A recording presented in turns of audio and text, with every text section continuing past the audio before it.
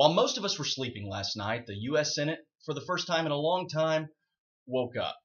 In the early hours of Friday morning, in a 51 to 49 vote, the skinny repeal of the Affordable Care Act died. And to that we say, bravo.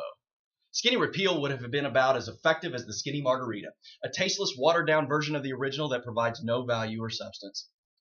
While for some, repealing the individual and employer mandate would have been a good thing, what the pundits and bureaucrats didn't tell you is that they weren't actually repealing these things at all, only removing the penalties associated with them.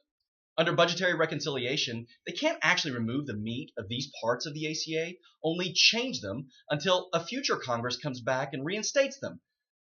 By doing skinny repeal, we only kick the can down the road and create more confusion within the healthcare and health insurance marketplace, as a partial removal of a few parts of a big piece of legislation does nothing but provide a short-term talking point for the Sunday morning political talk shows.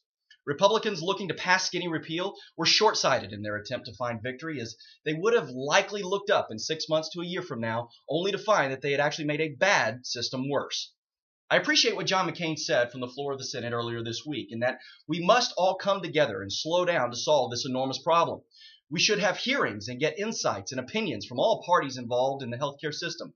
Talk to medical professionals as well as insurers. Talk to the researchers and those in the medical device industry as well as consumers. But Congress should also talk to those of us that represent all of the parties that I just mentioned.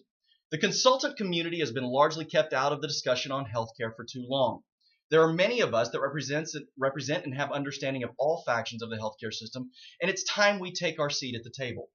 It was recently said to me that the ideas we here at GDP have released about curing healthcare in the United States went too far and were too politically polarizing to ever pass, to which I say, that's probably why they would actually work.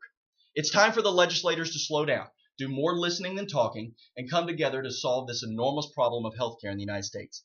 It can be done.